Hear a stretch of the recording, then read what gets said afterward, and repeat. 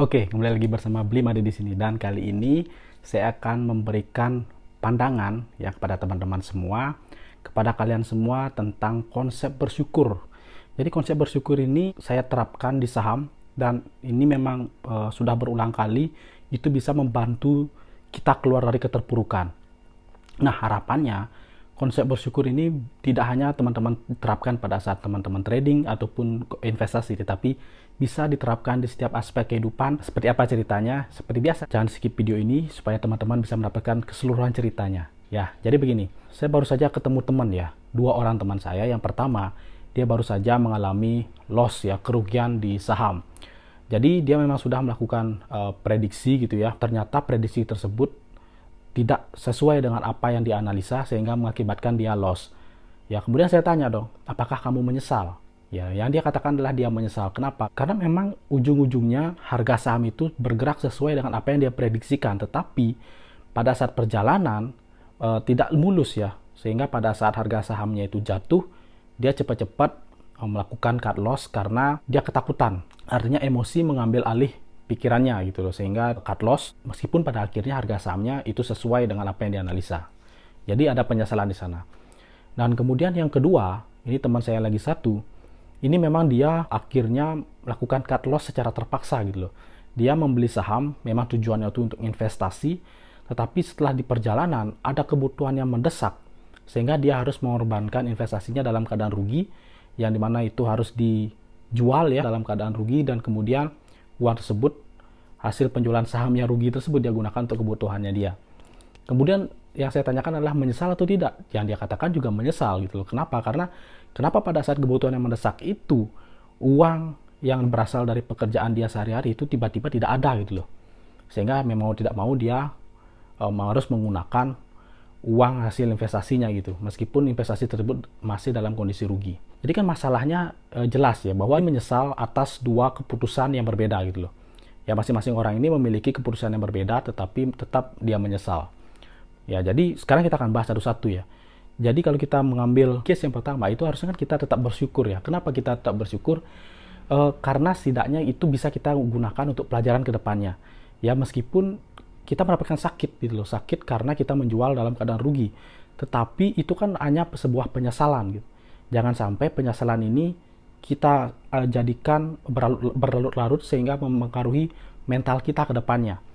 Jadi kalau bisa itu teman-teman set pikirannya agar ini akan saya jadikan pelajaran ke depan ya, sehingga saya tidak melakukan kesalahan seperti ini lagi. Kenapa? Karena dia memang bisa menganalisa, dan memang analisanya itu secara teknikal dan fundamental memang mengarah ke arah tadi ya, sesuai dengan analisanya. Tetapi di perjalanan itu kan seharusnya dia stick to the plan ya.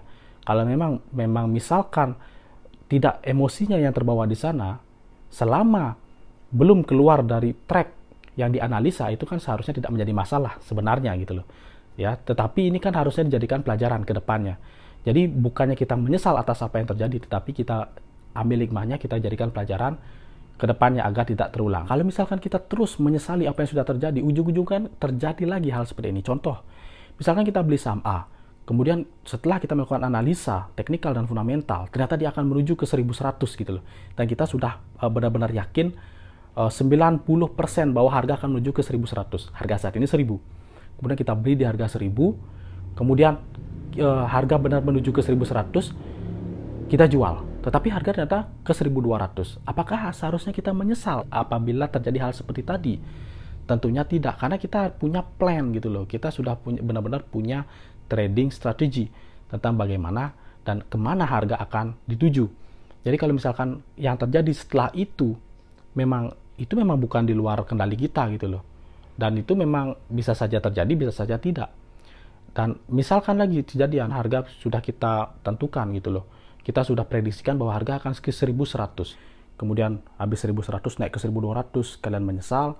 Kemudian apabila sahamnya dari 1100 turun ke 900, baru kalian bersyukur gitu loh. Jangan. Jadi kalian itu tetapkan strategi kalian dalam kalian bertrading. Apapun yang terjadi di luar itu kita harus ikhlaskan. Nah, jadi kita tidak peduli atas apa yang terjadi setelah itu gitu loh. Seandainya salah pun kita juga tetap harus bersyukur, karena kita bisa jadikan pelajaran. Karena kalau teman-teman itu sudah memprediksi, kalau teman-teman salah memprediksikan, berarti kita yang belum mahir dalam melakukan analisa gitu loh.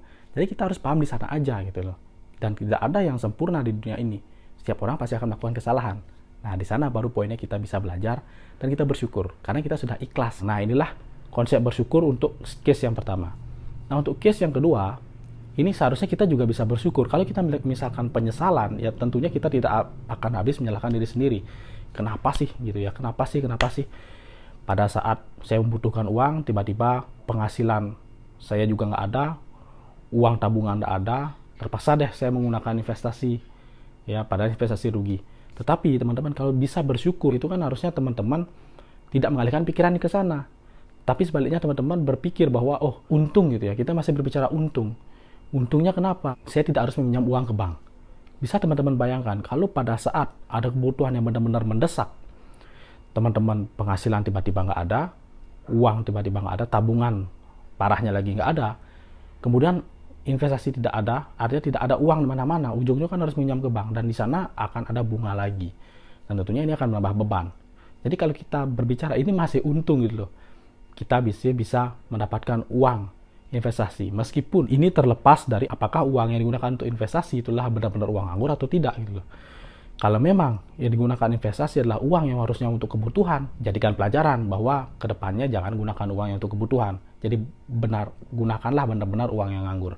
Tetapi jika sudah benar menggunakan uang yang benar-benar nganggur, memang ini harus, kalau misalkan hilang nggak apa-apa gitu loh ya, daripada saya gunakan untuk foya-foya, BBS saya gunakan investasi, ternyata pada saat ada kebutuhan yang mendesak, tidak ada sumber income sama sekali, tidak ada cadangan cash sama sekali, yang dimana kita harus menggunakan uang untuk investasi ini yang seharusnya awalnya ditujukan untuk foya-foya gitu misalkan ya, ini kan masih lebih baik ketimbang kita meminjam duit ke bank gitu loh, karena di bank kan tentunya kita akan kena biaya bunga lagi, meskipun nilai investasi kita saat ini rugi, tapi it's okay. Apa yang harus kita ambil dari sana tentunya adalah pelajaran ke depannya. Tentunya kita tidak harus sesali apa yang sudah terjadi.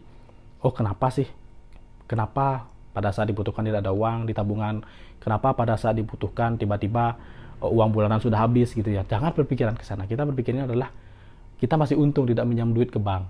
Jadi pada saat kebutuhan yang benar-benar mendesak, yang memang harus urgent butuh duit saat ini, butuh cash saat ini, kita masih punya duit yang kita taruh di investasi yang liquid, yang mudah kita cairkan setiap saat. Tadi kan karena kita konteksnya saham gitu ya. Dan meskipun rugi, it's okay. Jadi lebih baik daripada kita minjam duit di bank gitu ya. Dan inilah pelajaran yang bisa kita ambil. Jadi konsep bersyukur. Jadi investasi itu tidak selalu tentang untung dan rugi gitu loh.